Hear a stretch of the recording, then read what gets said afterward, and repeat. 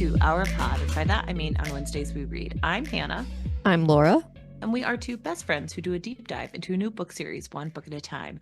Right now it is The Year of the Dresden. The Year of the Dresden. And we are covering chapters 12 through 22 of Full Moon.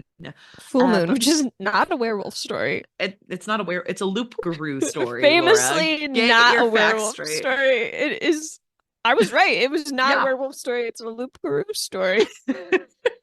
Not about werewolves. We're not talking about werewolves. But Laura, before we get into this Loup-Garou tale, what are you reading, watching, and or enjoying? So Hannah, May is not over, and I finished The Sword of Kaigen by Emma Wang. Isn't it so good? Oh my gosh. What a fantastic book. The final chapter is a little lacking, but that's not its fault. You know what? So my thing was like, this book, I really took it slow, and a lot of it is very timely, like the things that you're reading about, like in terms of world events that are happening. It's difficult to get through a lot of it, and a lot of it was very heavy on me. So like I would read a chapter and I'd be like, I need to set it aside, take a break. And so I would, because I think if it were like another time and I were in another like headspace, I might have been somebody that would have been able to just like fly through this book, because each chapter is kind of like ends on a cliffhanger, really. It's very well written, and especially the action, I feel like, is it's pretty some impressive. Of the best action of any book that I have read, honestly. But I really appreciated the way that women were portrayed in this book, and the complexities of being a woman and a woman in a position of power and leadership, and also the way that women relationships were portrayed, and being a mother, and the complexities of all the different emotions of being a mother, how to still prioritize yourself in moments too, and not like let go of the fact that you yourself are still a being, even though you are a mother. Because I feel like a lot of times people tend to think that once you become a parent, this almost seems to land more on moms, I feel like, than on dads. Not all dads, I know, but it seems like often mothers are kind of expected to let go of any interests or anything that was something that does not relate to them being a mother once they become a mother. And I think that this book portrays a lot of the complexities of that, a lot of the different emotions of being a mom and working through a difficult time, and recognizing that you can't always be there for your kids, and how you have to rely on community, and how even though you love your children deeply, there's just a lot of different feelings and thoughts at play when it comes to raising your children, interacting with them, teaching them. Very, very well done book in terms of representation of motherhood. And I also just really appreciated the portrayal of, this is a slight spoiler, of miscarriage. Because I feel like this is something that's rarely talked about in general. Well, and it's like, also you don't hear people talk about miscarriages. It's also often talked about through the context of like, oh, well, you had one, but now you have a baby. Like, that's a lot but of now the you're times. Better. You've gotten over it. You are magically cured because you have had a baby, and now you don't care about that really traumatic thing that happened to your body, right? And it's like, no, I don't think so. I think you missed something. And seeing a lot of like the different mental illness at play there too, I think was just very well written, and I just appreciated the representation of that, because again, you never hear people talking about infertility or miscarriages or any of the grief associated with these things.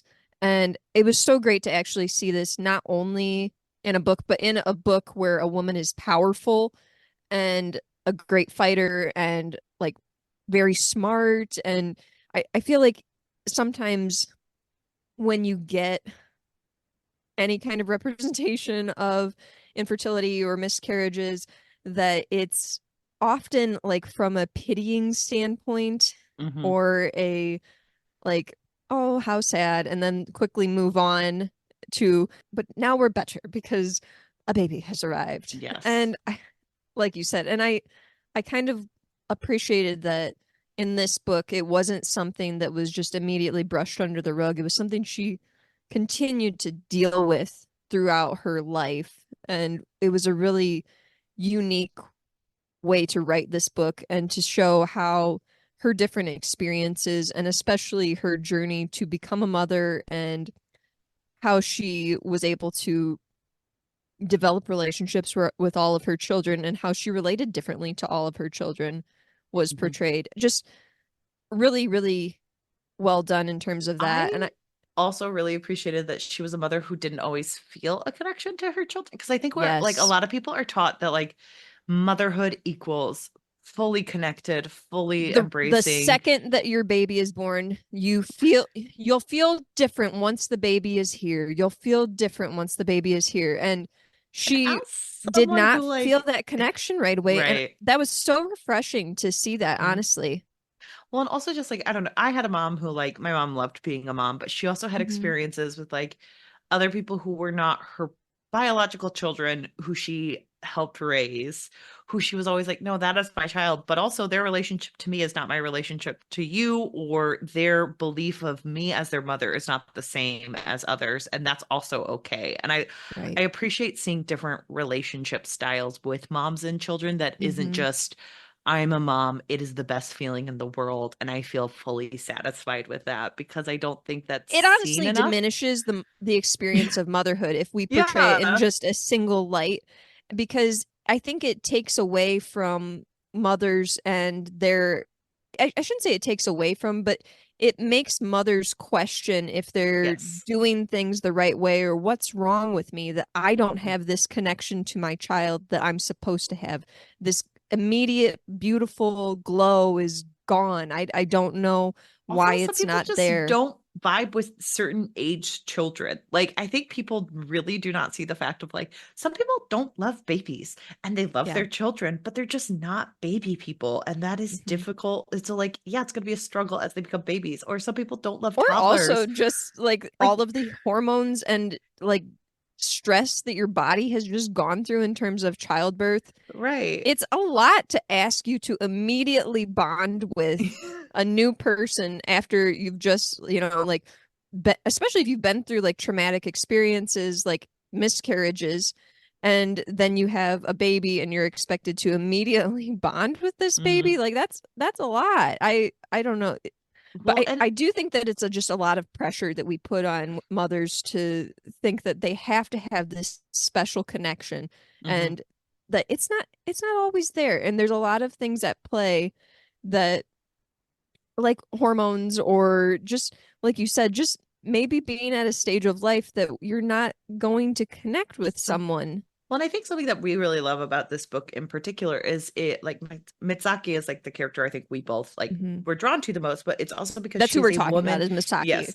And this is a woman who's our age represented in a book who's had like different lifetime Mhm. experiences. And I don't Mhm. think you and I get to see that very often in novels, especially fantasy novels, where you Well, get and to I see think this she's like, like mid 30s to late 30s, isn't she? yeah, yeah. And So then she's a her little bit husband older is an than older us. husband. He's like in Hmm. his 40s, which that Yes. is a unique experience too, like you said, because we Yeah. we usually only have like if we have heroines, they're hot Between the ages teenagers of 16 or and 25. Like and they're that's hot. usually the cutoff. Yeah. It's And never I someone who is like considering like my body feels different. I don't know if I yes. can wield this sword because I have a different body shape than I previously dealt with And when that's I something was where doing even this. I was at a family reunion this weekend. I was just looking at it like I have a ton of cousins who are older than me, so they've had children and all their children are in their 20s. And I'm like looking at these 20-year-olds and I'm like, wow, it must be so nice to just like be able to exist in that body. In a Because like 20-year-old as body. yeah, because I'm like, well, as you get older, you get flabbier and it is harder to like keep off weight and you have to act certain Hmm. ways and your stomach reacts poorly to certain things. Like I can't drink Yeah. coffee after 3 p.m. or else I'm like up for hours and I'm just sitting there like, why am I Yeah. awake? I'm exhausted. And so I think like Or Mitsaki's just like the the whole I use this example all the time now because it's like I'm at the point where I have to stretch daily Yeah. because if I just reach for something, I can pull a muscle. Right. It's like I'm now old enough that I have to stretch daily just to exist to reach a remote.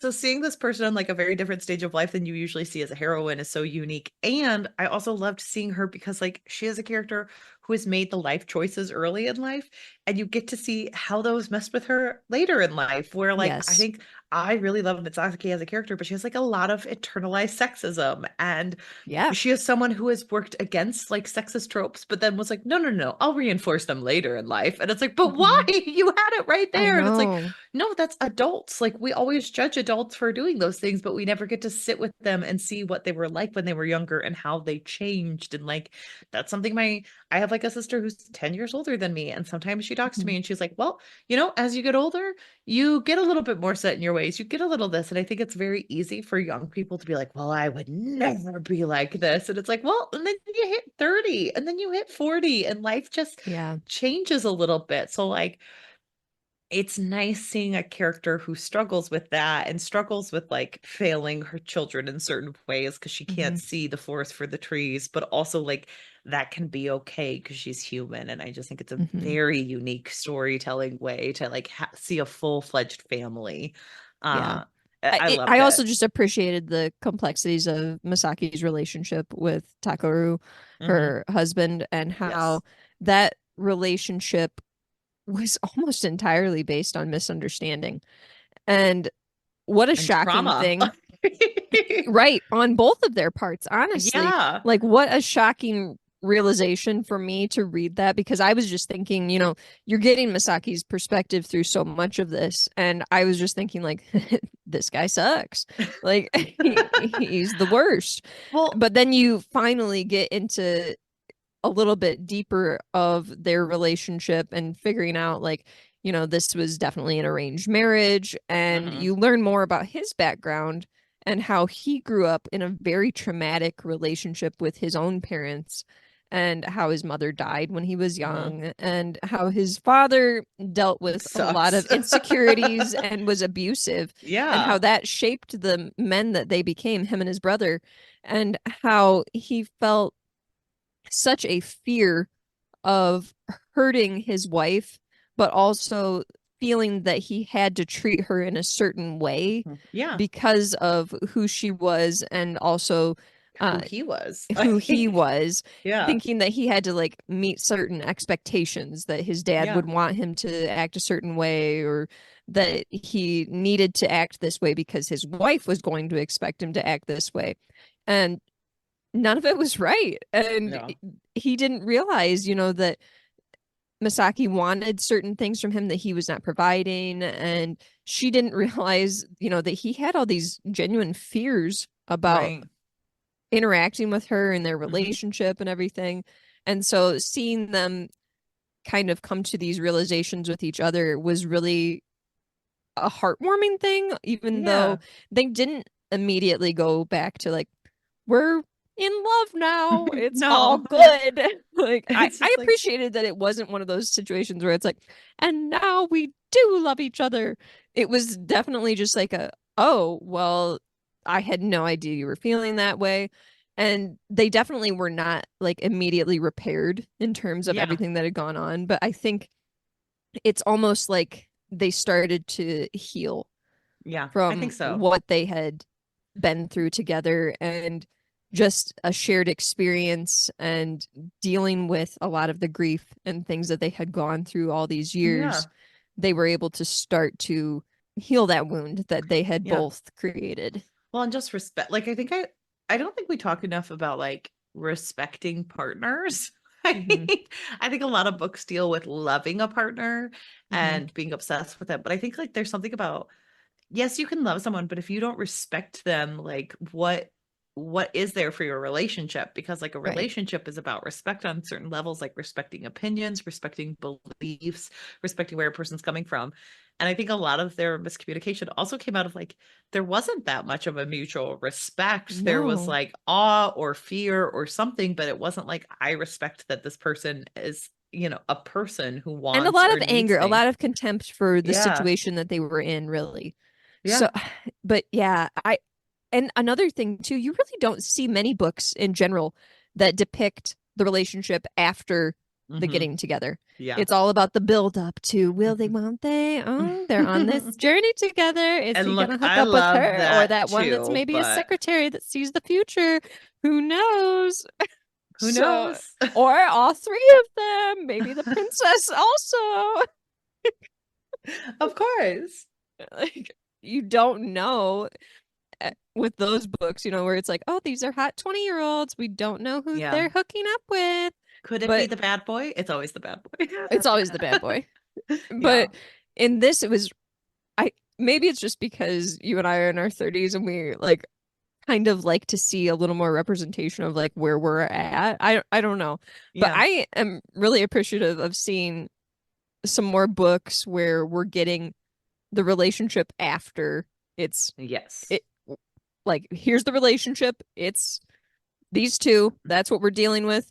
There's no buildup. They're gonna be together. You have to look at them now, and there's no will they, won't they, no Sam and Diane thing. There's it's all like Well, for the depictions of longest, their relationship and the things that they're going through together in their relationship, because a lot of books kind of portray things as like now they're together, the end. They lived happily ever after. And it's like, but people have lives and things that happen to them after they get together. well, and that was reinforced by like our TV shows had like motifs where they just didn't think couples could get together because they thought it would ruin the show.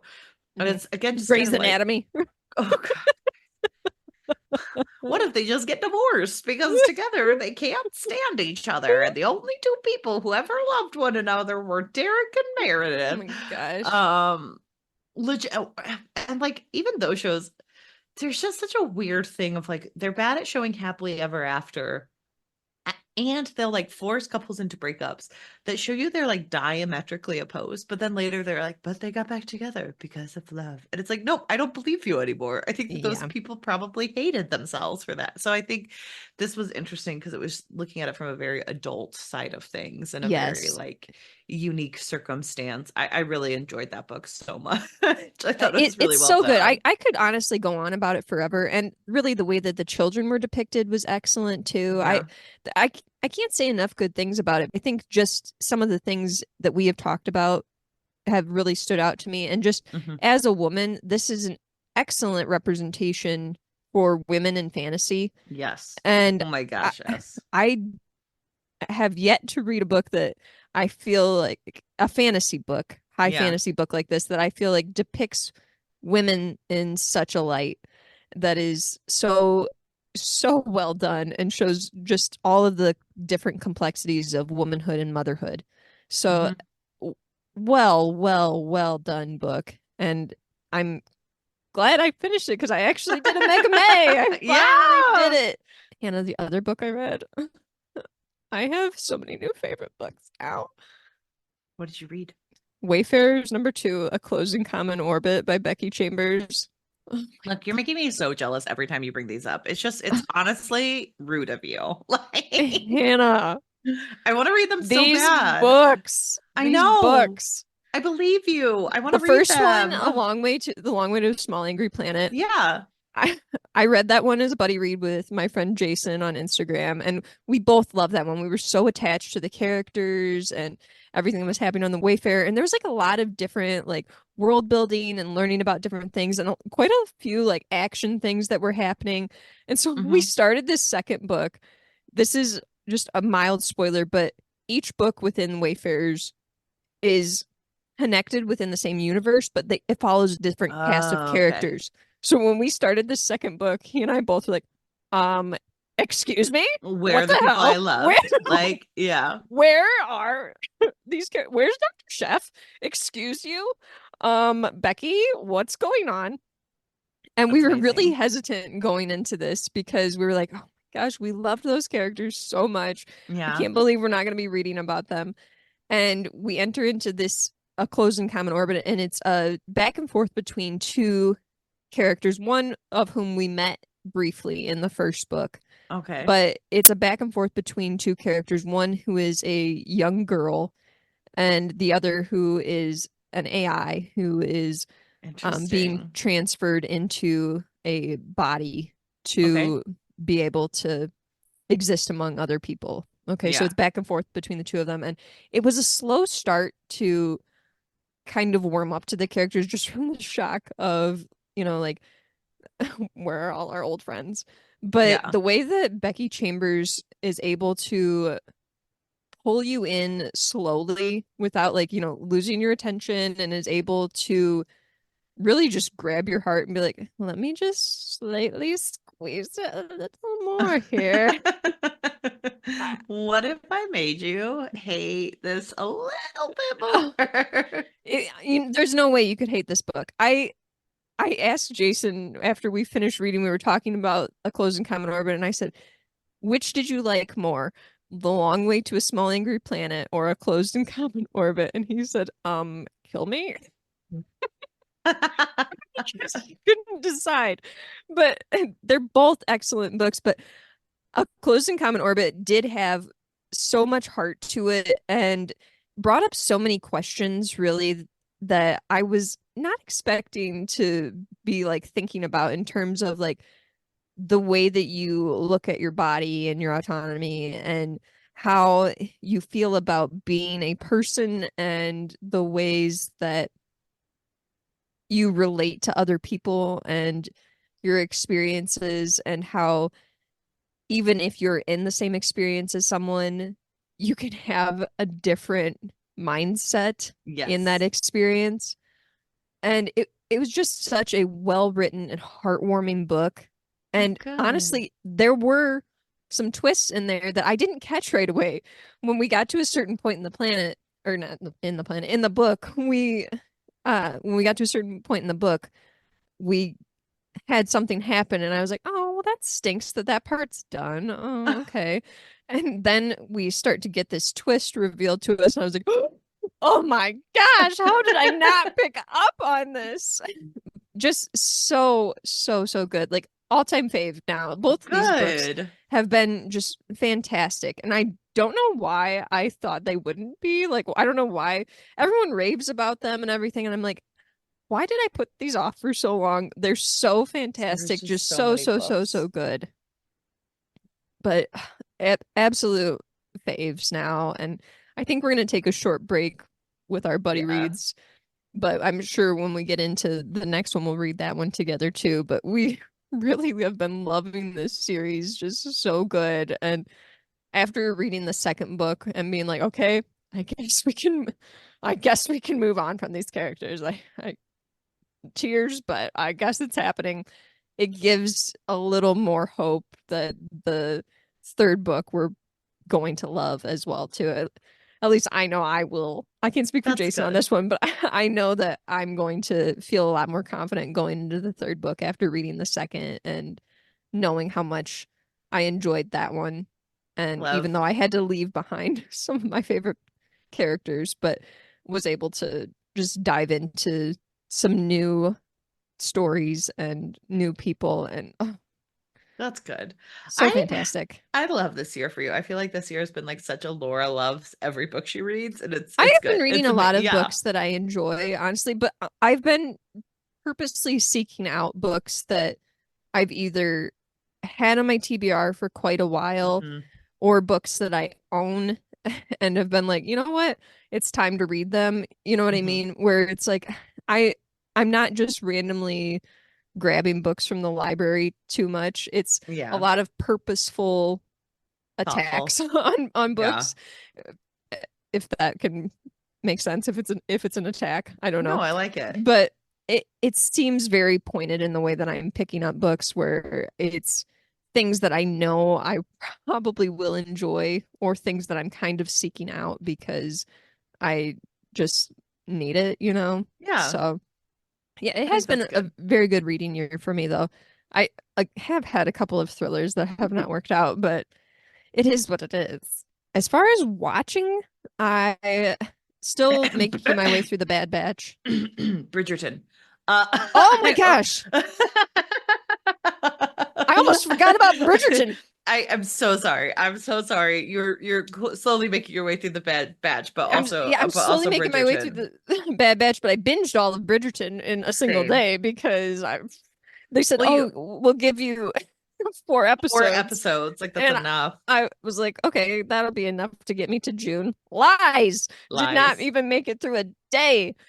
I have so many thoughts on this season Well, so I had far, Hannah. watched 2 episodes and you were like, Hannah, you have to get there before you record. And we were going to record like 5 days ago. Yeah. So... But we had a lot of stuff happen. Like, I've been prepared to record, but then things have been happening and we It just just wasn't couldn't. meant to be. And now it's Sunday before the episode comes out. But Yeah. we tried, guys. We did. We We tried, really, we but tried so hard.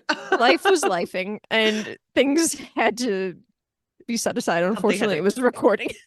Yes. But Uh, I did watch Bridgerton, the so first did 4 I. episodes, and Hannah did too. Hannah, what have you thought so far? Look, famously, I call Colin the vampire Bridgerton. I think he looks like a vampire, and never before has he looked more like a vampire than when he's just walking around with his poofy hair and his Or little patterned his vests, creepily winking at people, looking at Penelope from across the way, and he's looking just at like, all women from across the way, and just like glaring at them, being like, I what on Laura sent me the funniest photo of like, so guys, not spoiler for Bridgerton, but there's a moment in Bridgerton where in the Colin's first mom episode. goes, no, in the 4th episode, Colin's mom Is goes, it? you Oh, you rarely put yourself first.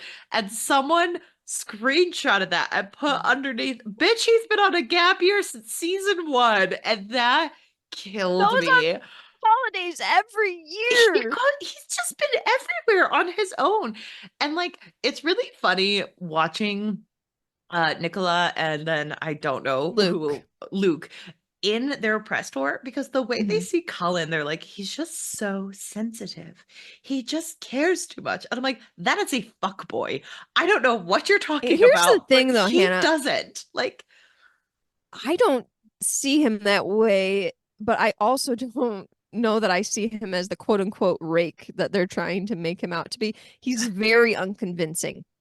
I mean, he has And threesomes sometimes, which is fine, but like, he's a fuck but it's boy. unconvincing. Like it Yeah. seems like and I get that that's kind of the point that he's trying to like play into Get a this mood. role. You know, he's trying to purposely be a rake. But it's like I don't know. Maybe it's just this actor has a hard time with this and it shows. I don't know.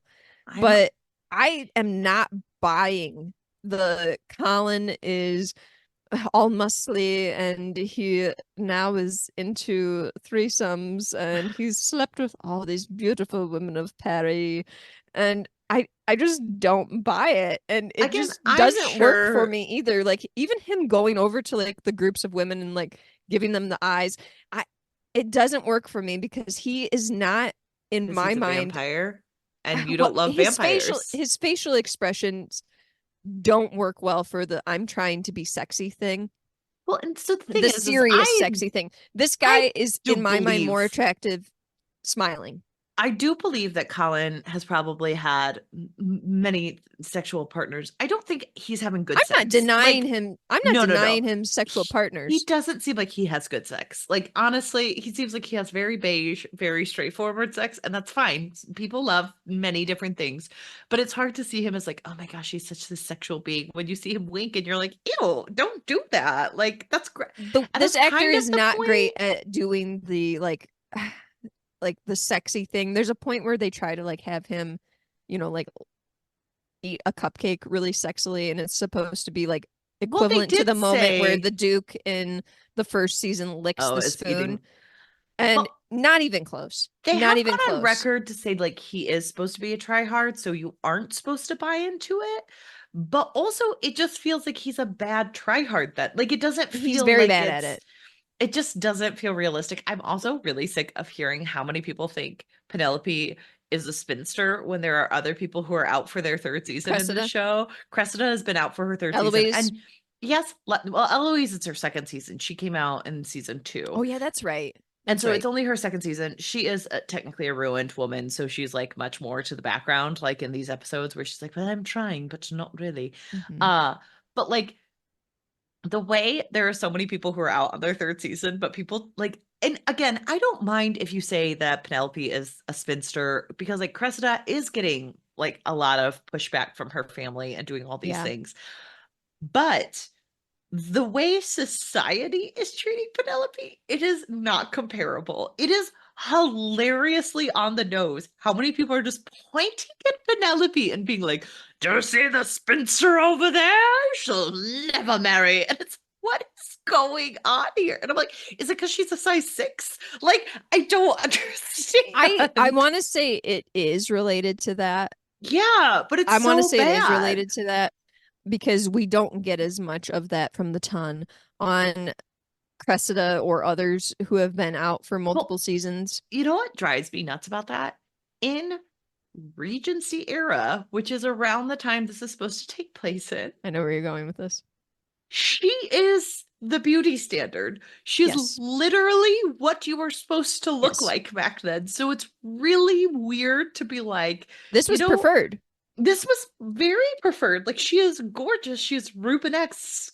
That's the point, is to be like a size 6. And also she's not fat. So it's really weird No. to do to this actress to be like, everyone around her has to treat her like she is a disgusting spinster when A, she's not fat, and B, there are too many other women who are out for their 3rd season and still not married. Based on this show, I'm pretty sure only 1 to 2 people get married per season out of all of this group of people. So what are we talking about? I will say that I almost want to blame a little bit of the way that, because unfortunately people have been really targeting Nicola about her body and like almost harassing her, honestly, about some scenes to come and not wanting to see her. And she basically responded, was like, look, I purposely was like, I'm going to do a full frontal nudity scene because screw you guys, I'm going to. You don't like my body too bad, you're going to see more of it. And I say good for her that she is able to, take these kind of things in stride, because the media who is watching this and being like, who is watching freaking Bridgerton and be like, this is where I'm getting my titillation. I need to see a skinny woman that or are else like, I'm you know what? turned off. Rings of Power sucks. I'm going to watch all the episodes of Rings of Power so I can just demolish it and give it all 1 stars. It's like, I think that is 2 different types of groups, but it's the same types of people, though. You know what I mean? Who are bullying her. Well, then they're not watching. That are just trying to find negative things. You know what I mean? They're just trying to be negative. They don't actually care about the show. They just want to pick at someone or something because they're miserable. And it's like, get over yourselves. Nicola is gorgeous. She looks phenomenal this season. 4 episodes, I thought the most unrealistic things was the treatment of Penelope by everyone around her when there were so many other people on their 3rd seasons. Him as a rake. And you know what? At the end of it, on the 4th episode, I still thought the ending scene was very well done. I was like, you know what? I liked the last scene. That was pretty good. Good job, you. I like the last scene, but I need to just say Colin's facial expressions, he does not work for me as far as like the I'm so sexy when I'm trying to be serious thing. Right. His facial expressions are too much. And I think he's trying too hard is what I figured out. I think it's like he's going over the top. He is supposed to be over the top and trying too hard with other people. Because I will say I will be interested to see how he is with Nicola as an actress. But even in the carriage scenes, like you felt it was too much. She rubs her hand through his hair, and the look on his face, he's like, Laura's opening her mouth and leaning back so wide, and he leans back, and I'm like, oh, that was maybe too much. I understand that he's been longing for her, but that was maybe too much. And then like they start to get into the sexy, and the look on his face, like he's like kind of flapping his mouth a little bit, like opening and closing it, and I'm like, what you doing? Too much. It's too much. That's Whereas fair. if he would dial it back just a couple notches, I'm like, I could believe that. But the way that I think he's going a little too hard in terms of trying to have the sexy face, quote unquote, and it just seems like too much. Like my husband and I watched that scene together, and we were both kind of laughing at his facial expressions. And my husband even said, like, she's clearly a much better actor than she is a much better actor than he is. Like, she is very good. Yeah, she's very good. He was like, she is so believable. But he said his facial expressions really take away from this scene. And I was like, they do, unfortunately. Like, that scene was really well done. That the carriage scene, everyone knows about it. It was really well done, but I still was taken out of it a little bit just because of his facial expressions, because I was like, come on, quit opening your mouth like that. Like, don't. I will also say, I am on the record that I think Eloise is pretty annoying and she's pretty like second wave feminist problematic. I'm not as bothered with her this scene. I will say this is an unfortunate thing, and it's not this actress's fault, but she is a 33-year-old woman trying to play a 19-year-old. Yeah. And there is a certain stage where your face switches over into more adult, and I think it has done that. She's reached it, you think? She's reached it. And so every time I watch her, I'm like, I'm not watching a 19-year-old girl act. I'm watching a 33-year-old woman. And that's not her fault. She was cast in this, 3.5 years ago. So like I get it. She was like 29. It's different, but you can feel her age a little bit. But like that's saying like Nicola Coughlan is 37. So what do I know? Like, but it just depends on the person, and their genetics, because like I don't know. And it also depends on a person's perception of another person too, because like I personally feel like I have a very young face, and people will even question me being 30. They're like, you're 30? But other people, would think that I look 30. So it just depends on who you talk to and the individual person, how like their genetics work out, basically. I think. And so I don't know. I don't know that I quite got that type of vibe from Eloise this season. I don't know that I was like thinking she was 19, but I could still believe early 20s because she still looks young enough to me. I feel like they did. The one that's looking older to me is Benedict. Yeah, where I'm like, he is. It's time for him to have his season. We're running out of time. He's starting to look too old. He is 35. So he is, I know, but he's starting to look too old. I know. And I do think I love the actors and actresses of the show. Yes. But they did choose older actresses for a show that's supposed to go on for like 7 seasons, technically. It's like, okay, so what? They're going to be in their 40s and they're going to be like, we're just 25-year-olds. Like, what? No. They're gonna have to keep leaving because they're like, I'm so sorry, you can't play 25 anymore. You're 40. Like, so some other things about Bridgerton this season. So one of Penelope's other like gentleman callers, like one of her other options before obviously her and Colin get together, is what's his name? Gosh, I can't even remember now. He's not a duke. He's a lord of something. I forget. But he's like a naturalist, they call him. He's basically a scientist who's interested in environmentalism and preserving species. Yes, and it's kind of the cutest ever, the way that they talk about him being such a weirdo. And they act like he's such a freak. John Sterling, I think. John Sterling. Oh wait, Lord no. Sterling? I'm not. Is That's that his name? no, that's Francesca's love interest. I do apologize. Oh, okay. That's not. That's I was looking and I was like, oh look, Lord Kilmartin. It must be him. It's Kilmartin. Sorry, there we are. No, Kilmartin is Francesca's. Okay, all right, that's the other. It's Debling, I think. Lord Debling. Okay, I think it's Lord Debling. It just came to me. Yes, there you go. You are correct. Yeah, Lord Debling. Honestly, like when we saw the preview, I was not sold. I was like, oh darn it, this guy has like light colored hair, and I'm not totally sold. Flesh colored hair. I also had an issue with the flesh colored hair.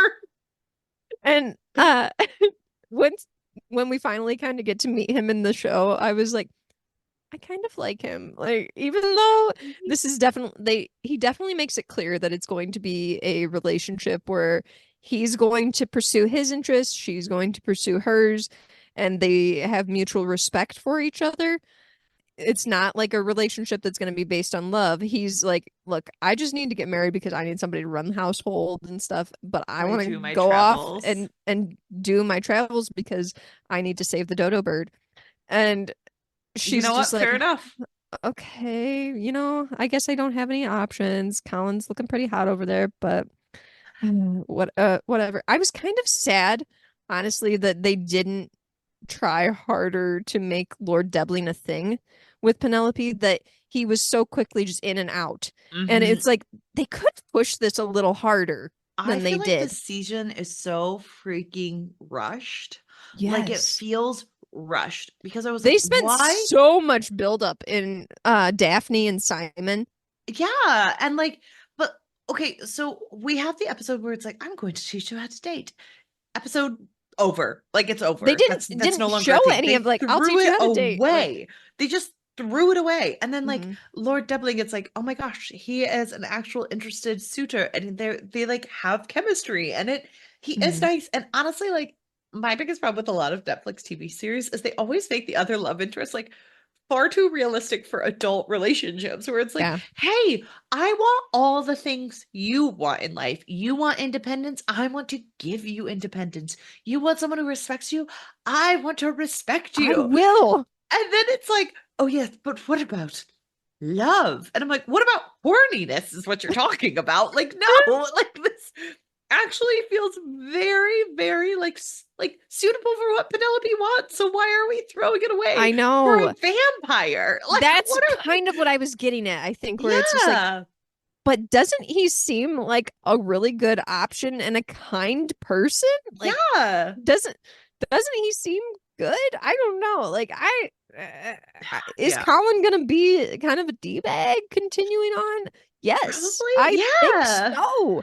I So I was know. disappointed, really, that they didn't try to push this harder and like show more dates with Lord Deblaine and stuff like that. And I was like, come on, we could have had at least a couple more episodes of like Lord Deblaine.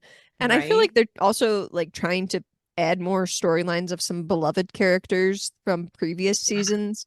You Like, I mean love the Kate and Mondricks. Anthony? Okay, that Kate and Like Anthony thing was stupid. with the Leave that worst out. dialogue I've ever heard coming You out of a know that Shonda. oil is not how we make babies. Like, shut up.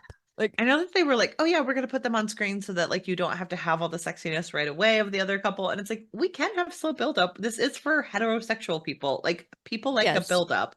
So why are we showing them other than like the worst, like, aren't we in a happily ever after where there is no longer conflict? And it's like, but what if we did it? What if we did have them be like, I love being the Viscountess, but shouldn't we just But let shouldn't our we like have a little more sexy time and let your mom handle some of the secretarial work? She loves it so. Like, oh God.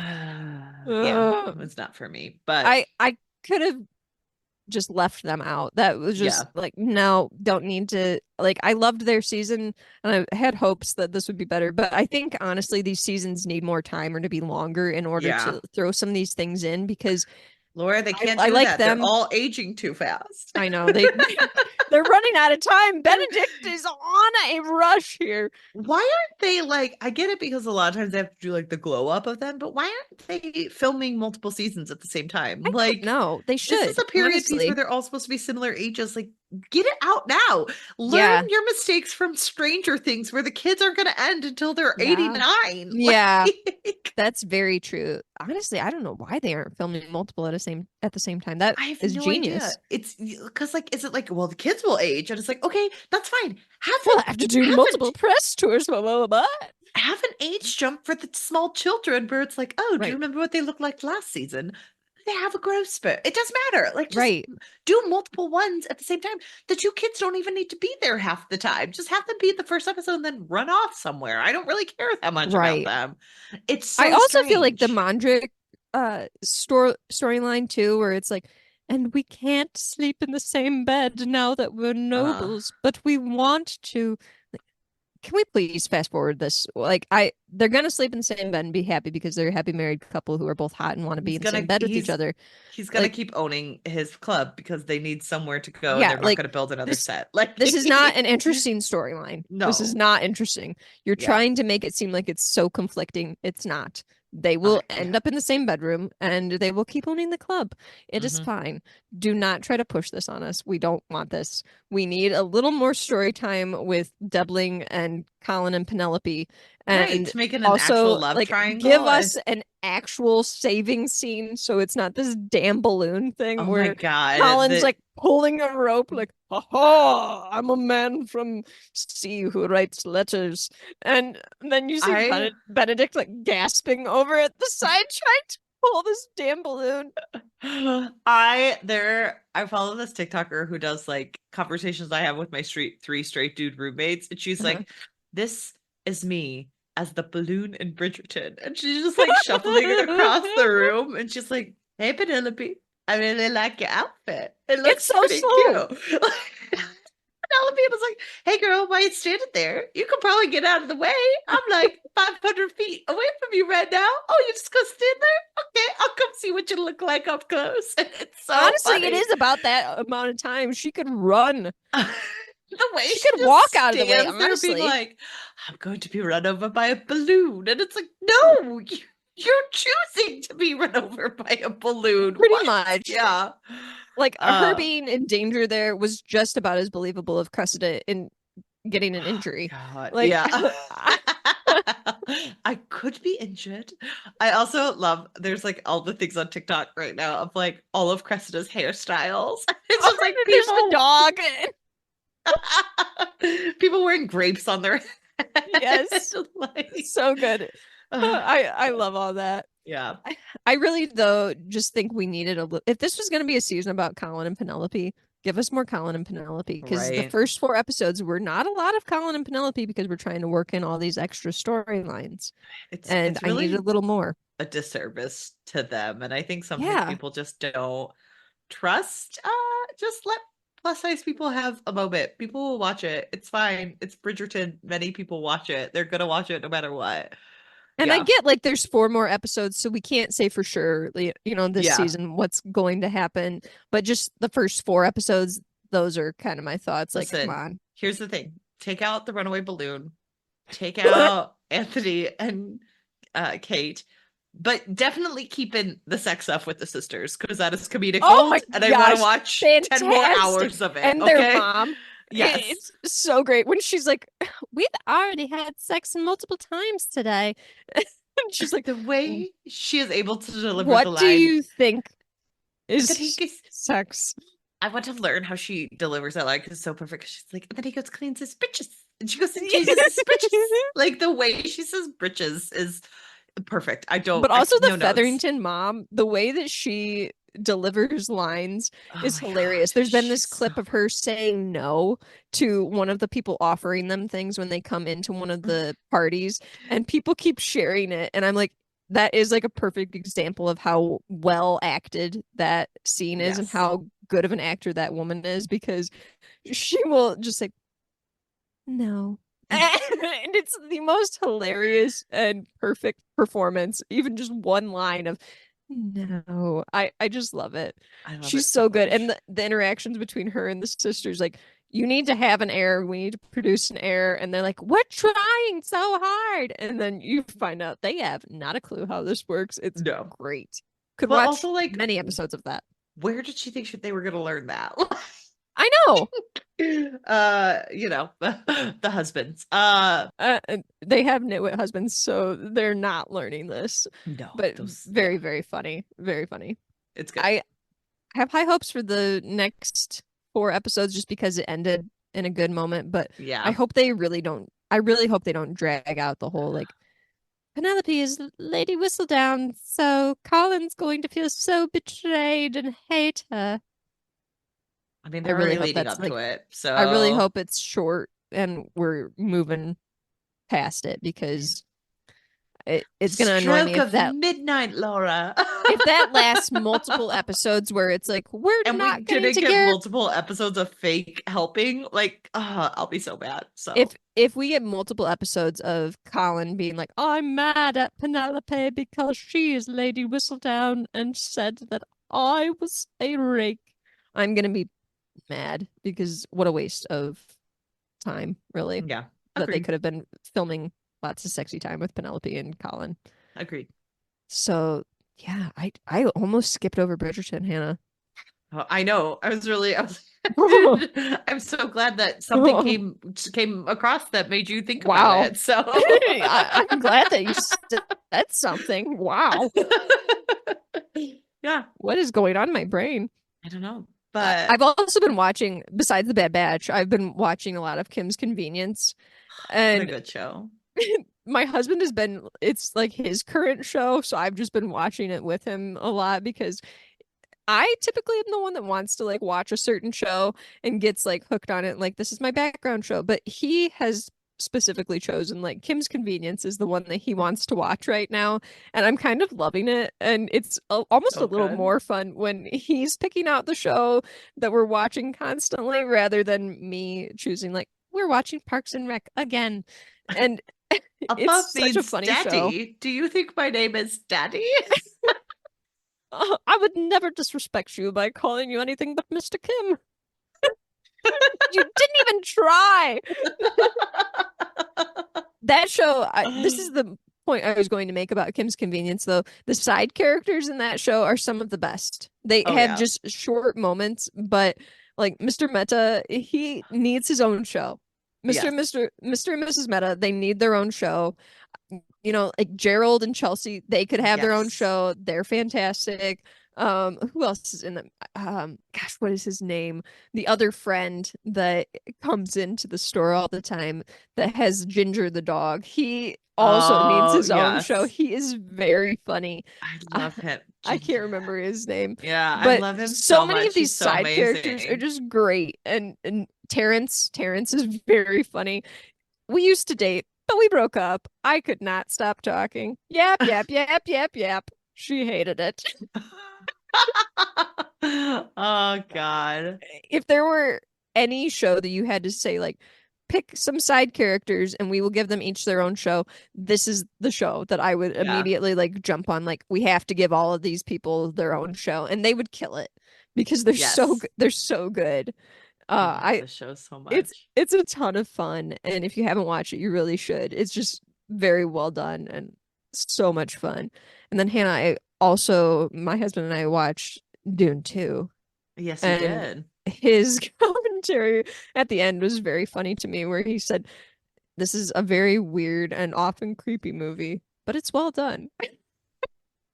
No And notes on that. I think that that's an excellent commentary because it kind of fits for how the movie and the book are, Yeah. where it's a weird book and often creepy, but it's well done.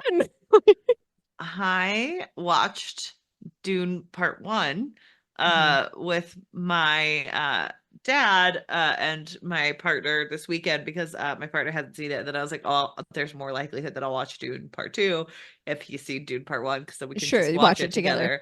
together. Hmm. And I rewatched it and I'd be like, I wasn't fully watching it because this is now my second time, but it Sure. is a good movie. Like I give Dune a lot of slack, but like it does have good world building. It is a well Yeah. done film adaptation when you're watching it. And I Yeah. think the first time I watched it, even though I've read the book, even though I'd and I'm watching the movie, I think I Hmm. was still a little bit confused and like watching it again because there's so much dialogue. Like there's a lot of Yeah. dialogue dumping, and watching it again, it made me appreciate it more. So for Hannah's Without Dune too many Corner, spoilers, part two, I think, has way more action. Like, obviously, a lot more happens in part two, yeah, and things have obviously ramped up, but it is a visually stunning movie. Like, good. really, really, really beautiful to watch. Like, there were just scenes where you're watching it and you're like, this is gorgeous to look at. Like, you could just Yeah. freeze frame this, and like that could be a background on my phone. Like, I just love looking at some of the scenes, and also it was really good acting. Oh, Like, good. I will say that, like, things get weird in the second part of it, as they do in the book Yeah. too. Yeah. So, you know, these things are to be expected, but I think the acting was really good, and just Can I a tell you that visually stunning movie and a very good adaptation. A very, very good adaptation. even after watching it twice, I still laugh every time they say Duncan, Idaho, because they are talking Because about it's a a stupid name. potato. Because it's a potato. Duncan Idaho potatoes. Like, Duncan, Idaho. Yeah. the character names are dumb. Like, Yeah. And then they're like, Lady Jessica. And I'm like, don't call her that. We need to give her a different name. Here's the thing, like Frank Herbert deserves a lot of credit for creating this world and like all of the scene setting and the world building of this book and all of like the political intrigue and everything is very, very well done. But yeah, he spent zero time coming up with character names. Like they're stupid. And some right. of like the weird things that occur, I'm just like, I think he was spending too much time on the political intrigue and he didn't think to try and make this a little more fleshed out so it comes off weird. And Yes, that's kind of how I feel about that. But I I agree. do think that these movies are these more recent ones that I have seen really some of the best adaptations of a book that has its flaws but is still in my mind one that people really look on as a building block in terms of like sci-fi stories. Yeah, I really think that it's well done in terms of an adaptation. yeah, agreed. Hannah, now that I've talked forever, what have you been reading and watching? I mean, if this were a part two of the book, I would be like, we're doing a chit chat episode. So I'll be quick. I watched Dune Part One. I watched Bridgerton. We've done We those. talked about those. Again, it was a busy time for me and my job, so I listened to another Megan Miranda book that was Oh my available at my gosh! library. I listened to The Safest Lies, which How in my many books did she have? who knows, Laura? I'm not gonna count them. But this one came out in 2016, and I believe it was her YA. And if it wasn't a YA, then like, what is she Oh, doing? Because it is about a 17-year-old girl whose mom stays hidden in a house because she was abducted when she was a child. oh, that's sad. And was later escaped but doesn't remember anything. And now this girl is 16 and something happens. And then it kind of becomes a little bit of a mix of a home invasion novel Oh, versus a what's going on novel. I really liked it for the plot. I okay. hated certain parts about it, mostly the love interest stuff. I was like, well, this is gross to read about. Megan Miranda, don't write love interests. You're really bad at them. I Oh, realize, like, after so many books, I'm like, she writes terrible love interests because they make no sense. And it's like, have you ever watched the movie Speed with Sandra no, Bullock and Keanu Reeves? Well, there's no. like, the end of Speed is like, it's like a really weird speech where Keanu Reeves is like, they say that relationships that come out of trauma can never last because like it's just attachment. That's what all of her books romantic interests feel like. it's Interesting. it's very weird. Hmm. And I hate it so much. Oh, um yeah, so it's very strange. I like she meets this guy, they hang out, they barely talk, and then they're like, I love you. And it's like, no, you don't. You're 16. Like, stop it. yeah, Stop it. But I actually thought it was pretty good for a random thriller that I was listening to that's a YA. I'm like, yeah, and yeah, also like you expect less when you're reading these types of books. yeah. Um, did the mystery own up? No, I didn't really like it. I didn't like the implications of it. But honestly, for Megan Miranda, like maybe 2.5, which is as good as we're gonna get with those. So, um, but in better books, it is Mega May, as Laura mentioned. And I finished my second Mega May novel. Wow, you're on a Um, roll. So I finished The Bee Sting by Paul Murray. This was an advanced reader copy I got from FSG. Um, they send me books I get to like pick out a lot. I'm part of their close friend circles, which is really nice. And this book came out in 2023, so I'm a little bit behind. Mhm. But it's written by an Irish author, and it is about this family who's struggling um through like a financial crisis as one of their daughters is like what their daughter is studying for college, and a lot of different stuff is happening around them. I really enjoyed this book. It is big, it's 645 pages, but I really liked the author's style. He writes Okay. different versions through different people's perspectives, and I really loved his writing style. Like the mom, um her section never uses periods, like to Okay. complete sentences, but she also like doesn't really have an education. And it's interesting, and like it's this family struggle, and like at the beginning of the book you find out that the dad had a brother who was kind of amazing and he died. And then the girl finds out that her mom was actually engaged to his brother first and they had never been Oh. told about it. And so it's like a very stark look at like family dynamics and like a lot of different things. And then you read about the dad and you kind of find out his backstory. And I will say, like, I thought it was very good because it shows how someone could think that they're doing things for good reasons, but honestly, they're doing things for Mhm. selfish reasons. Yeah. Because I feel like out of all of them, the dad is a character who would often be seen as the tragic figure of the novel and who could do no wrong. And he's very much tragic in this book, but a lot of his actions made me root against him, where I'm like, no, you're doing a lot of things for selfish reasons, and I can understand why you might have done that, Hmm. but you're still not taking accountability or ownership for like what you've I done. actually kind of love when books are written in that way, where they try to get you on the side of this main character, but you are able to interpret, like, actually, he's doing a Yeah. lot of things just for his own benefit, even though he says he's doing them for the good of the Yes. family. Well, and the beginning of the book is told like from the perspective of the daughter, and so she like Hmm. loves her dad, and Hmm. her mom is seen as this ridiculous character who doesn't do anything. She like it doesn't participate in the household, and she doesn't do this, and Yeah. she doesn't do this. And then you kind of like, as time develops, feel like, well, the mom was put in a really bad position, and she grew up with like a lot more trauma, and like, yeah, she Sure. doesn't contribute to the household. She never graduated high school.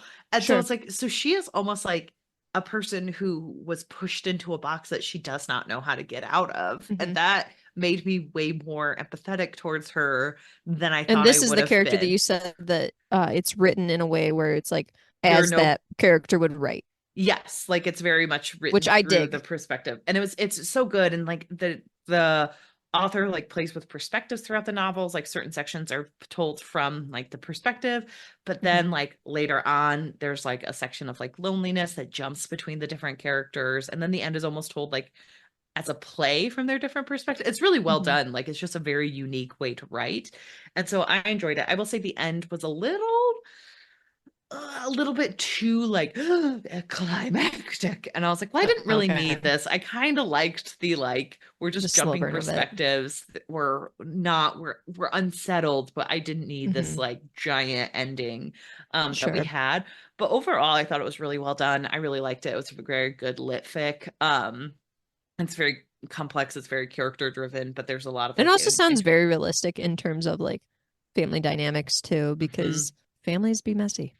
Families do be messy and they never really make sense, and it's yeah, so I really enjoyed it. I thought it was very good. Definitely would consider reading another book. It's so weird how Cool. many like big authors, like Irish authors, have blown up lately. Because like That I is know, kind of a thing I've yeah, like we have Paul noticed. Murray, and then we have the author of Shuggie Bain is also huge right now. Douglas Stewart. Douglas Stewart, and then there was also another author who I recently read. Oh I'm my just gonna gosh, throw I it out forget there her. though. Ryan Cahill has also blown up, Yeah, Ryan Cahill, and who then is a there's fantasy author. um, and I remember there was like a Pulitzer. Because I've been seeing all sorts of people on Bookstagram and TikTok. Well, I don't go on TikTok, but people share the reels. Yes.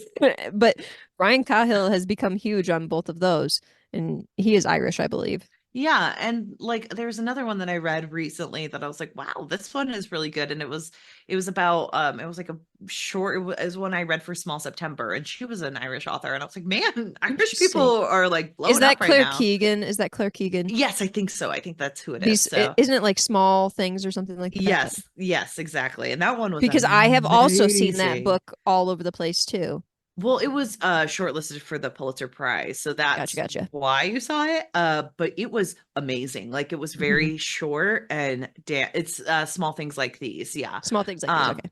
or for the Booker Prize, apologies. It was shortlisted for the Booker Prize, the Man Okay. Booker Prize, which is huge. And so that's why I like purchased it, because I was trying to read some of the Man Gotcha. Booker ones, and then I read it for Small September, and it was really good. So Irish authors are blowing up right now. Yeah, they're having a moment.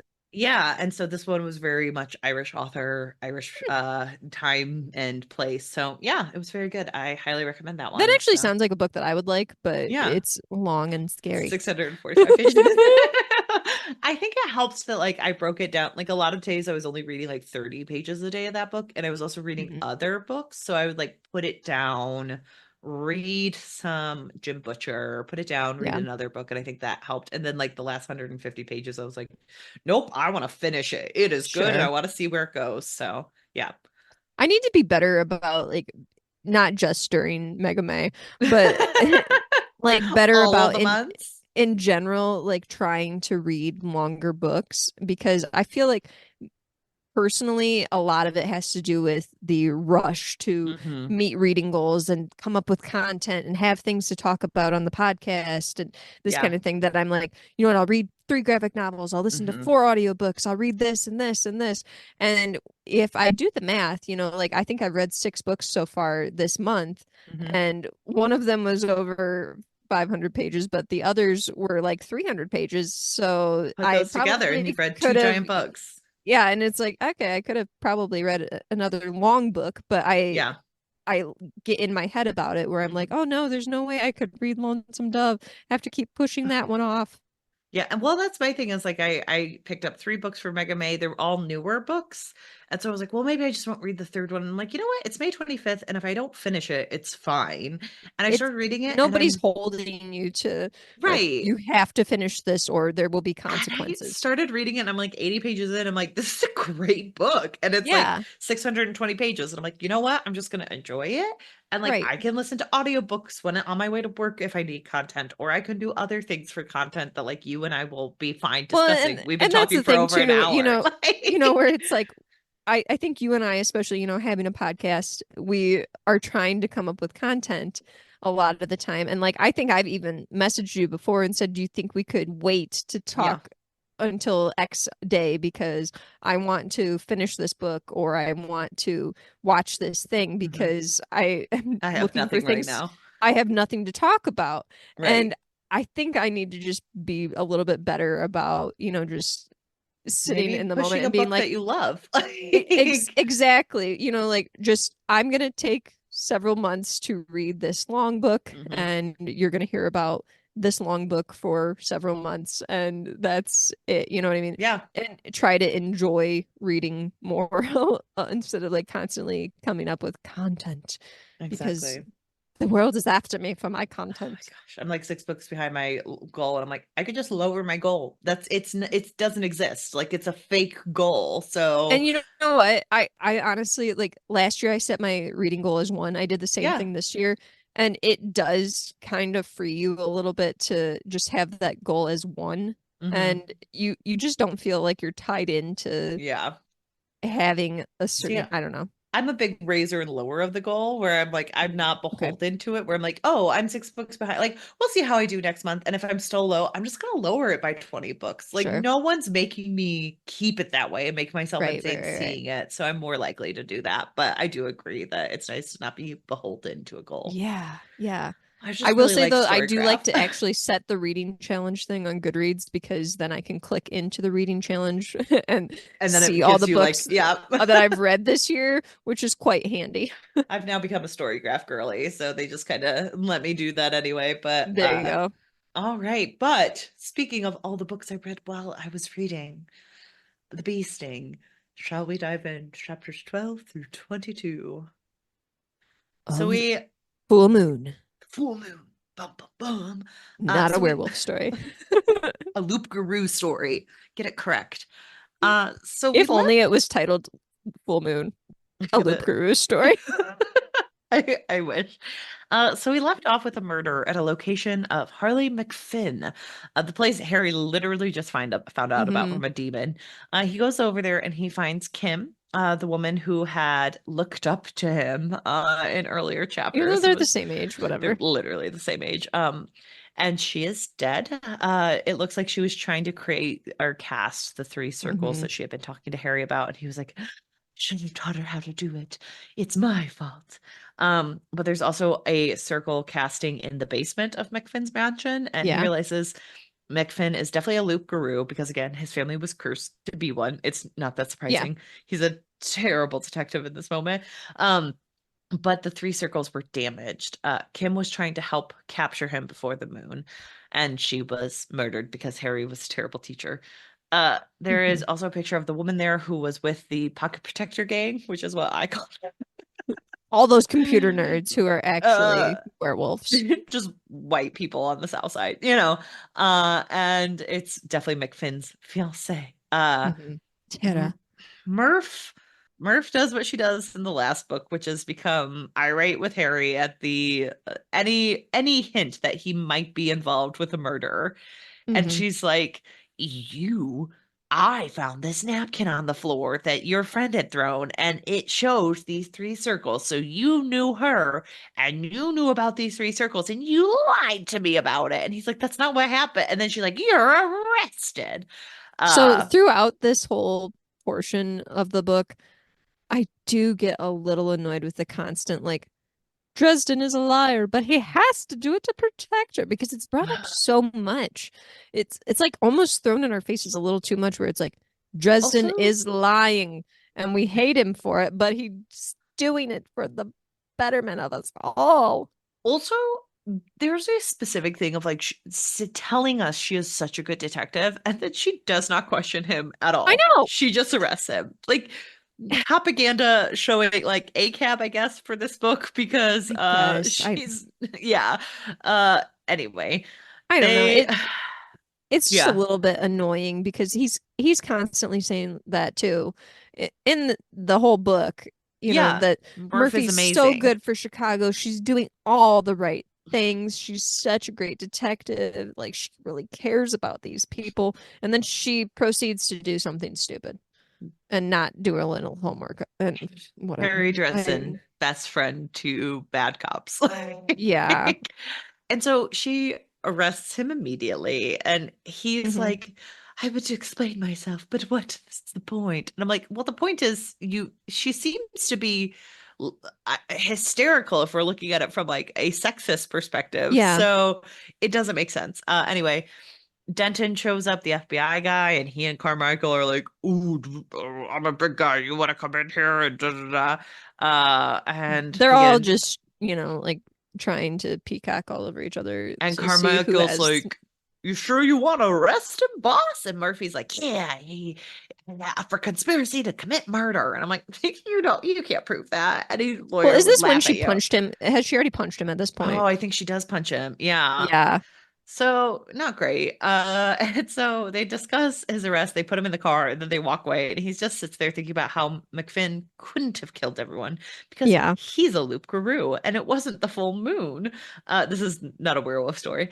And so there must be someone setting him up. And then Tara West, McFinn's fiance, breaks Harry out of the cop car, and Hmm. she is all like, "Hello, Harry Dresden. You are the only one who can save my fiance, a man I obviously love." And it's like, The way No, she you says it, like don't." robotically too. I Like, know, like I love him. You are he the only one who who can save can him. save him. And they run from the cops. Harry is But shot during the also, we chase. cannot skim over the fact that Dresden is like constantly objectifying Tara. Oh my God. And he mentions right at the beginning that she does have some crow's feet and a bruise, which makes her a little less attractive. But he is like ogling her all the time. In his defense, the grossest thing to a 24-year-old is a 32-year-old with crow's feet. Oh my gosh. But anyway, he gets He shot. also says, bitch, no pun intended, which Okay, we're gonna get to another bitch instance where I was like, what just happened? Okay, but anyway, they run, he gets shot, she helps him over a fence, and he blacks out. but Um, he's like, oh, it feels like I have a bad my gunshot wound feels like a bad runner's cramp. To which I'm like, how bad are your running cramps? Like, I Eat a guess I don't banana. work out that much to have a cramp that bad. You need I to would get think higher a levels gunshot of wound is potassium. worse. Oh, so he comes to in a hotel with Tara, And he's having naked. bandaged him up, and he's naked. And she explains, "I need you to help me find McFinn, whose place of confinement was broken, obviously, and now he's Hmm. loose." Kim was trying to help but failed, and McFinn killed her on accident when he was in wolf form. She tells him that they must go. And he's like, look, I need some answers because obvi. And he tries to do a soul gaze and But he sees nothing. She has no nothing. soul, and so he's like, that's a little concerning. He's like, I think she might be from the bad place. This is the bad place. Then she's like, you have to help me. And he's like, why? And she gives the worst logical reaction where she goes, well, I called the cops on you. Yeah. Why? Why?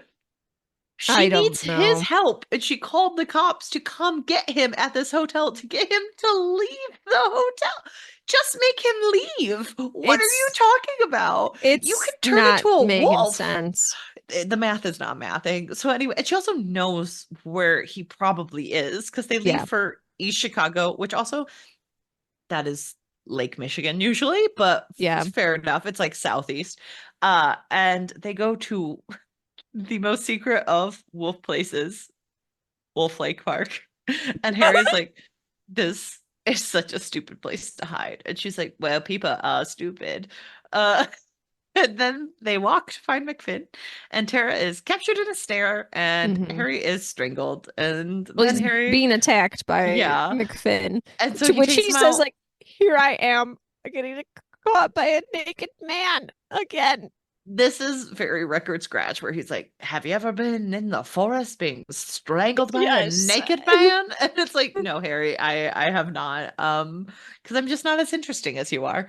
And so he takes down McFinn with magic, who is burly and like a wolf. Harry also And he's objectifies dressed like the Incredible Hulk for whatever yeah. resident. He is Harry also objectifies McFinn, but in a very no hmm homo way because Yeah, like Harry Dresden Avi. is a heterosexual person. They have a conversation where McFinn talks about pretty much the events of the novel, where he's like, hmm look, I'm a Loup-Garou and my family was cursed. And I'm like, we've been here before. I recognize that tree. Uh we also find out that he would like weird He's like a Vietnam paragraphs. vet. He's a Vietnam vet, and he talks about like, my entire platoon was taken out, and then I just He has murdered severe everyone. mental illness, and then he can't control his anger either, and it's all linked to his transformation. Like, oh, And he just murdered a bunch of yikes. people. And I'm like, wow, we really were just openly talking about how bad Vietnam was for Yeah. many, many years. Harry thinks McFinn is being set up by someone who's killing people with the intent to get hmm McFinn blamed. They think it's someone who They keep knows who he blaming is. Marconi. They're like, it's got to be Marconi. Well, they're all like, it's because people are against this nature preserve. And I'm like, why are people against Well, and this the thing is, they're nature? like, this is the Northwest Passage is actually kind of a wholesome project. It's Uh, for the werewolves, so they have a place to get away where they're not hurting anyone. And I'm like, who? Okay. And also, Harry's like, oh, so that's why you want the Northwest Passage. So it's a zero-person zone. And McFinn's like, he like looks off into the distance of Wolf Lake Park, and he's like, hmm you don't understand what it's like to be trapped in your own body in a cage. And it's like, well, you murder people with like out impunity. Like, yeah, you should be locked in a cage if you're gonna do Yes. that. Like, it's a very controllable situation. Also, Um, the back and forth that also, Dresden has about Tara, where he's like, I think she's trying to get rid of McFinn, but she's really hot and I couldn't help but notice, so I'm just and gonna brush also that she off. she keeps trying to save him, maybe question mark. Also, there's a moment where he goes, do you know who took care of your smart girl? And McFinn goes, I'm just not that home that often. I know. I'm just never home. So someone could have Uh, broken my circles. We don't keep the dungeon Pay secret. more Like attention. it's your secret dungeon that stops you from murdering people. Uh, You should have security on that. Um, and so anyway, Murph does find them because it's literally a place to find wolves. yeah, like don't hide in a place that's literally titled like the Wolf Garage or Wolf it's Lake it's or literally named McFinn is here. yeah, they might as well just walk around with a big neon sign. And so they're like, "Oh, what are we gonna do?" And Tara's like, "I will distract them." And then This she is like, weird. She like runs away and they're like, shoot. Oh my gosh, can't believe this. "No, no, no, that's not what happens." So she runs away, and like McFinn looks at her running away, and he goes, "That bitch." What? Why did that happen? And Harry goes, look, Tara knows what she's doing. And I'm like, why is this the dialogue between the two of you? It should be swapped. One of you knows Tara. The other one just realized she didn't have a soul. Those lines should not be given to the ones that they were given to. This whole scene, though, doesn't make sense. It doesn't mesh in my mind, honestly, because the way that it's like written is almost a way where I think I was confused from what helps to it about the way that they like react, because they almost seem like they feel betrayed that she ran off away, and I'm like, I thought this was like part of the plan to save you guys, to give you time. Obviously a distraction. Also, the next couple sections make more sense if you just read it as Harry Dresden is concussed. Yeah. He just keeps talking about how many injuries he has. They keep multiplying, and he doesn't make any sense. And this is so rushed, where it's like, and now we're over here, and now we're over here, and now we're over here. And it's like, I'm so confused, but we're going to try to work through it together, guys. So Harry runs away and he calls Susan to come pick him up, because that's what we do. He's still wearing cowboy boots and his feet hurt really bad. I'm like, get some different shoes, my guy.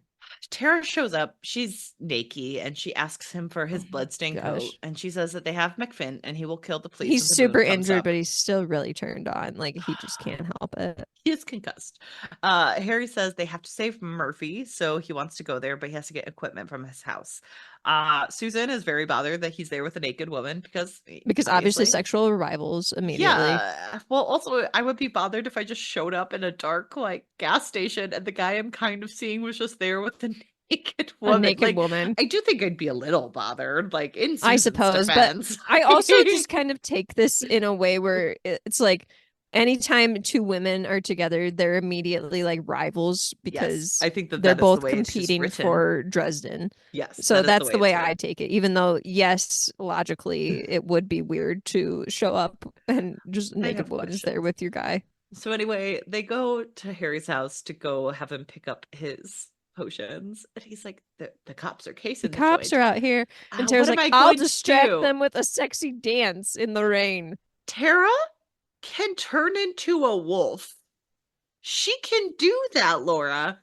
And yet, the way she is going to distract them is via sexy rain dance. Sexy naked rain dance. Yes. I guess so she won't get shot at, which fair enough. And Dresden kind of takes his time getting his stuff out of there, because he has to look at her many times and be like, she looks lovely in the rain, and I like to look at her. And she is successful because she is a white woman dancing in the rain, and the cops don't think, hey, maybe we should arrest this person for public indecency. I know. Maybe no, we should make sure she's okay. If I saw a naked woman dancing on the streets of Chicago, I would be like, well, someone drugged her, obviously, so someone should get involved. We should call an ambulance. Just so much time passes too. Like, I make several notes in my notes app here of Tara is distracting them all with this sexy naked rain dance, but why? Then it says like him grabbing his stuff, and then it's like she's still distracting them with a sexy rain dance while naked. Why? Like, this takes so long. It takes a while. And so he does get his potions. He takes one that kind of turns him into a shadow or makes people like see what they want to see. So he takes that to break into the precinct. He does sneak past everyone. Everyone is talking about Harry Dresden. Yeah, they're all talking. He's like, wow, would they be surprised if they knew I was right here in plain sight? Can't believe they don't see me when they're talking about how I escaped the police and I'm a shot wanted man. Yeah.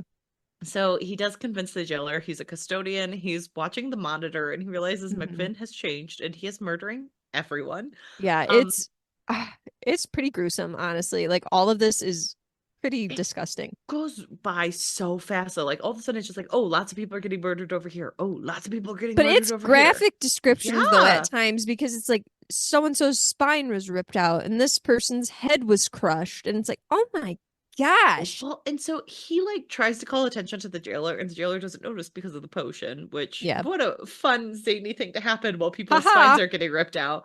And so anyway, he's like, you telling me some guy's murdering a ton of people isn't going to get you away from cleaning out these cells. And he like opens the door, and people are screaming at the top of their lungs. And so McFinn is obviously a Loup-Garou right now, and he's mauling and killing people. Harry tries to use his powers to keep him away, but he's mostly unable to. And then Murph pops up and the wolf starts for them. And then she is able to wound the animal because she made bullets out of her aunt's silver earrings. This was, she was like, don't worry, I stayed up late making silver bullets. Like, what? This is where I started to question, like, well, and so she did still we not learn the rules?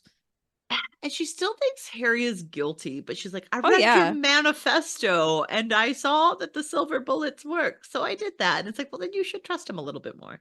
Can we But also anyway. just laugh at the fact that the word that he's using for his wizard staff, that he's constantly like, he's just in it for the cool effects now. He's just like, fuego, fuego, I love it. fuego. Okay, there is a little bit of world building here where he's like, yeah, you could use any word, but if you I use a did word appreciate that.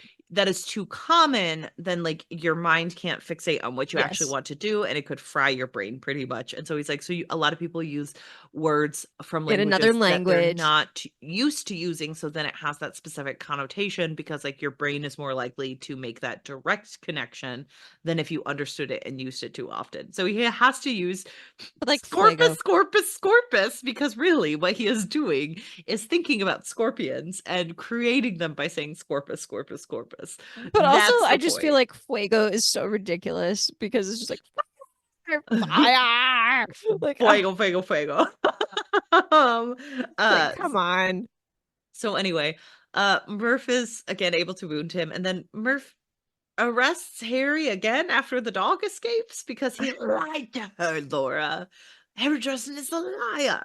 And he is I don't know. pretty It's a big pursuit though, and yeah. like another guy's spine is ripped out, and it's really gruesome. And Carmichael is killed, and Carmichael is killed. Well, but like Murphy's there's like this distraught at this point, and is like okay. being comforted too.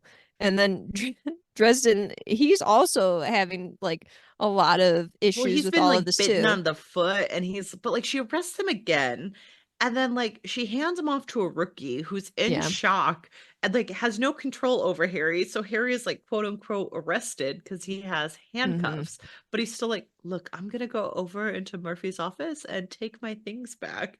Then I'm gonna come back here and be like, ooh, there's a lot of dog blood. So I could track him. Could you go Hmm. get me a stuffed animal that I could use as like A a fake Snoopy. yeah, and the guy like brings up a Snoopy and then he's like, and then all hell breaks loose.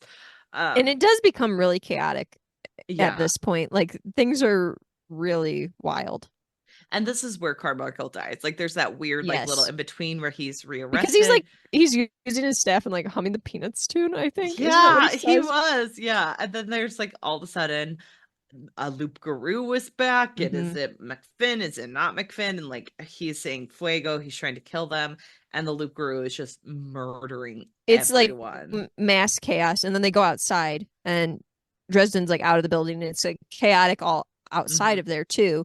And like he runs into Susan, and he's just like he's beyond words. He's a total wreck, and so she kind of comforts him too. But And he also I at this did feel a point little bad for him. does try to use what we used in the last book of thaumaturgy, where he brings magic with like a symbolic link Yeah, between a little thing like the Snoopy dog and a big yeah. thing. So he uses this to try to at least hurt McFinn or to stop him from just and he's like, I guess I'll kill him if I have to. Hmm.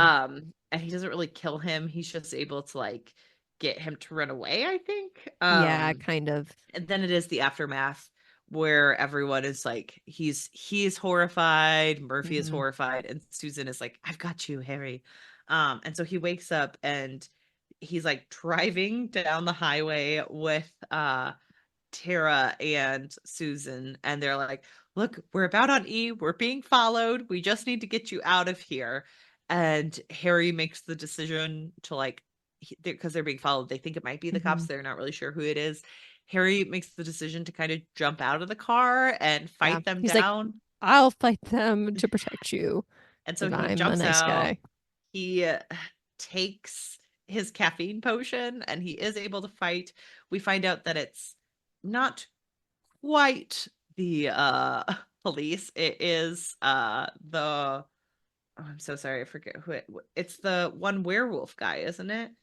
Well, did we Um skip the part where he is like seeing his own clone oh in his dream? It's like he's unconscious, he's like dreaming, and Dresden is like talking oh, to you're right. I himself. forgot about this. Yeah, He's there's like a talking to dream. himself, and he has this like moment where he's like, you should ask out Murphy. You think about her all the time. And then he Well, there was starts a weird moment where having, Murphy, before he shoots with the silver bullets, he's like, Murphy doesn't have any earrings. And I'm like, you little weirdo. Why are she's you got talking naked about that?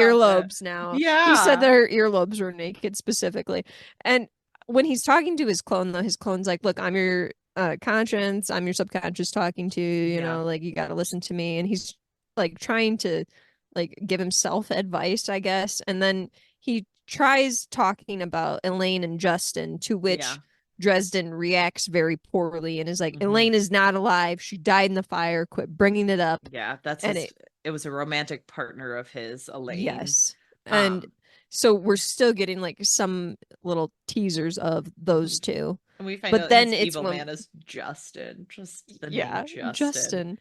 And Um, but then is the moment when we get into this big brawl with mhm. Parker, who is Right. the guy that tried to Werewolf. attack him earlier. Thank you so much. Well, and when he's talking to the double tries to blame Tara, and he's like, Yes. "Oh, they said it was He's like like, I still really a haven't figured her wolf." out yet. Like, Yeah, and he's like, "Well, it was really a wolf, so I think it was that person." And he's like, "Well, you don't know that." And then he does say like, "Well, don't you want to know about your mother?" And then all of a sudden he wakes up. So we're getting yeah. like those hints as well.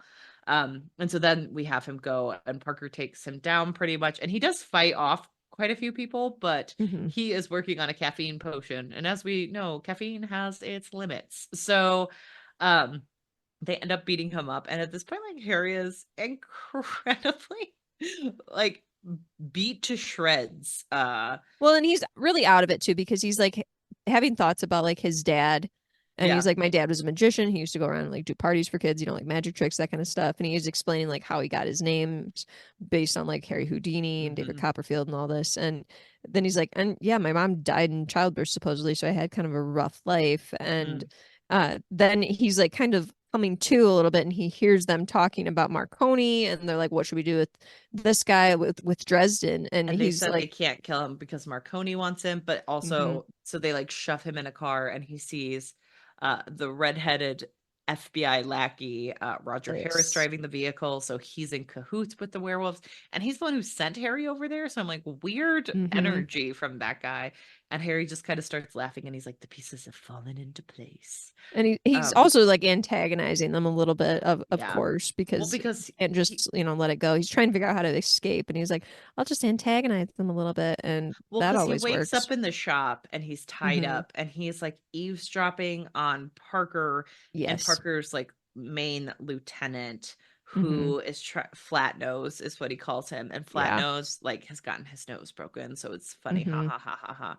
And Flat Nose is like, he is threatening Parker and being like, if you give him over to Marconi, then you're weak and you don't deserve Yeah. to be the leader of the pack. And Parker's like, look, don't even try me. You don't have enough power. Hmm. And they do fight a little bit. And he's like, next time you challenge me, I'm gonna kill you. Like, you have to come at me if you're gonna do that. And so And then this is Flatnose where Dresden leaves. kind And of wakes up, and he's trying to figure out a way to get out of there, and he's mhm, antagonizing Parker, who then gets pissed and is like, you know what? Here's a giant pipe, and I might he's hit about you to with kill it, him. and then And we end. yep, and he goes, I hate it when a plan falls apart. And that It's like, is the Dresden, end. stop antagonizing people. He does Dresden it the every time where antagonizer. he's like, you know what? I know We're how I'll get out of this being an antagonist. I'm like, no, stop. He's just too cool for us. We just He don't is. understand the coolness of Harry Dresden. I guess I missed a We're lot gonna of that. find out. Because over the next 140 pages, I guess, we're gonna find out just how cool he is. I mean, pretty cool. Pretty Pretty cool. cool. About as cool as Colin Bridgerton. Oh no. Harry Dresden can't wait for his study abroad trip. Oh gosh. This section there was just like so much action. It was so much action, and I kept being like, why is the Loup-Garou back? I don't understand. Like, there That was whole scene, so like much going everything was on. very brutal and chaotic, and like things were bouncing around. I was really losing track of Yeah. who was where and what was happening and all of that. And it didn't help too that there was like disguises too, where Yeah. that kind of made it a little more difficult to track, especially when I'm listening to the audiobook. It made it a little more difficult for me Oh, to I can't track even who was imagine. where. I would I would die. I don't know The what I would do. audiobook quality has not improved. I had a note that said, like, as someone who loves ASMR, I cannot handle the mouth sounds, Oh, him smacking and just like that's too much. You can hear cars in the yeah. background almost That's what sometimes you if said. I have it too loud. Like I'm like, okay, he's needed to get into a studio to record this, but it is what it is, Eventually, I why guess at haven't this they had point. him re-record yet? Like, you I think they don't would know. pay They him enough maybe there to is a re-recording and the library just deals with doesn't this have one. it? I guess, but like, it's so strange to not to have I it don't like that know. bad, and they're like, good enough, and it's like, no, it's Unless not. unless there's people that just really find this to be a beloved audiobook. I Maybe. maybe Let us know which in the comments, guys, if yeah, that's let me like know what what you it think about this is. audiobook Yeah, because because I'm we're really curious on that. And I'm also just kind of picky when it comes to audio things. I'm an audio learner and I listen to a lot of podcasts and audiobooks, so right. I feel like I'm pretty picky with the audio quality of some of these things and Well, you also edit I our episodes, which doesn't help when like you yeah. specifically listen and you know And what then makes good like I audio listen to quality. ASMR so much and ASMR is very well edited. Mm, So I don't know. Maybe yeah, I just am listening to too many things and I'm being overly critical. I don't But know. Let us because know. there are moments when I think that this actor does a pretty funny job portraying Right. uh A 24-year-old man. yeah, portraying Dresden where I'm like, haha, that was funny. But I don't know. It's either a really great audiobook or it's needs a lot of work. And I'm So what you're saying is it's a really depending on weird the day, book, I but can't it's figure it out. not that well produced if we're going to Yeah. mirror image of the Dune discussion that we Yeah, I had. don't know. I just Okay. I'm not sure Well, how I feel all about it. join us next week as we dive further into our feelings on the audiobook and Yeah, everything let's see if in there's any more between. naked dancing that As we will occurs. be finishing the plot of the novel next week. And if you so choose, please rate, review, and subscribe. Rating, reviewing, and subscribing is a great way to show your support to us. Yes. Or you can always, if you so choose, throw a little money our way via Patreon. We have a Patreon. $1, a $3, a $5, and a $10 tier. So it's kind of a choose your own adventure. It does help us a little bit. That does help us with costs of running the podcast, and we Yes. do We really appreciate appreciate it. that. Please also follow us along on Twitter, on Instagram, on Blue Sky, on all the things, or look at Hannah's been our doing some stuff on podcast. TikTok too. Yes, I've been doing some things on TikTok, the Tickety Talk. I've been putting some show little sound bites that we enjoyed of each of our episodes. So please follow us over on TikTok as well, or check us out on ourpod.com. You can really find us in so many areas, or at least If you're tell a not finding friend. us, I wow. don't know what's going on. We're not hiding under a rock, guys. We are We're everywhere. so available, okay? So find us wherever you would like to, and please join us next week as we continue our journey into the year of the Dresden. Thanks for listening. Bye. Bye.